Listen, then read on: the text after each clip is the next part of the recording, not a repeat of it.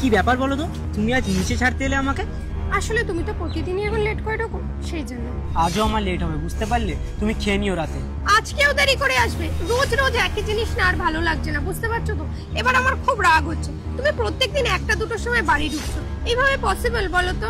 Baby, তুমি বোঝার চেষ্টা করো, আমি যদি মন প্রাণ দিয়ে কাজ না করি তাহলে আমরা চলবো কি করে? আর এই কাজ করছি আমাদের দুজনের ভবিষ্যতের জন্যই তো। তুমি এক কাজ করো, তুমি এখন ঘরে যাও, আমি যাই কাজে। ঠিক আছে, সাবধানে যেও।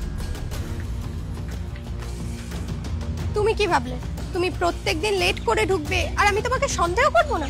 রাত 2টোর সময় কোন অফিসে মিটিং হয় সেটা আমিও জানতে চাই, সেই কারণেই তোমার জামায় আমি জিপিএস লাগিয়ে দিয়েছি।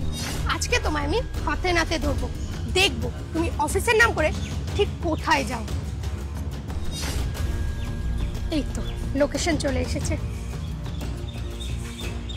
আমার বউটা কত বোকা, ও ভাবছে আমি মিটিংয়ে যাচ্ছি, কিন্তু এইটা জানে না যে মিটিংয়ের নাম করেই আমি যাচ্ছি আমার গার্লফ্রেন্ডের সাথে রোম্যান্স করতে। প্রতিদিন তো আমি এটাই করি, মিটিংয়ের নাম করে ওর বেস্ট ফ্রেন্ডের সাথেই আমি রোম্যান্স করি।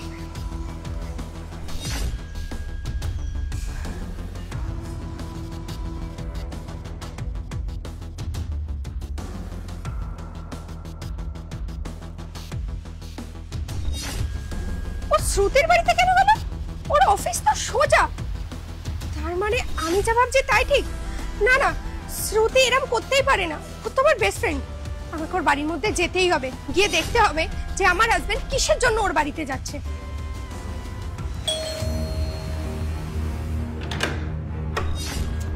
ও, তুমি চলে এসছো? তোমার জন্যই তো আসলাম। আরে লেট করছো কেন? তাড়াতাড়ি রুমে চলো। চলো।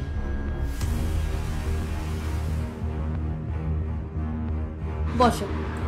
তুমি জানো না এখানে আসার জন্য আমার বউকে কত বাহানা দিয়ে আসতে হয়। আমি তোমাকে এত ভালোবাসি, তোমাকে ছাড়া তো আমি এক মুহূর্ত থাকতেই পারি না। সেসব তো আমি বুঝলাম, কিন্তু আমরা এভাবে আর কতদিন প্রেম করবো? আর তুমি বউকে এত ভয় কেন পাচ্ছ? ডিভোর্স দিয়ে দাও। আরে আমি ভয় পাচ্ছি না, আসল ব্যাপারটা কি বলতো, যদি আমি ওকে ডিভোর্স দিয়ে দিই তাহলে ও আমার উপর কেস করবে, আমার প্রপার্টির অর্ধেক ওকে দিতে হবে।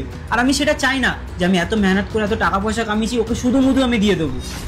কিন্তু আমি আর কতদিন ওয়েট করবো এভাবে? আমার আর ভালো লাগছে না। বেবি, তুমি চিন্তা কেন করছো? আমি আছি তো, শুধু একটা আমি সুযোগ পাই ওকে ডিভোর্স দিয়ে দেবো। ছাড়ো, এখন সব বেকার কথা বলে লাভ নেই, যেটা আমরা করতে এসেছি চলো সেটা করি। কি হলো? দরজাটাও তো খোলা, আর রাহুলের জুতোটাও এখানে রাখা। কাজ করি, ভেতরে গিয়ে দেখি ওরা ঠিক কি করছে।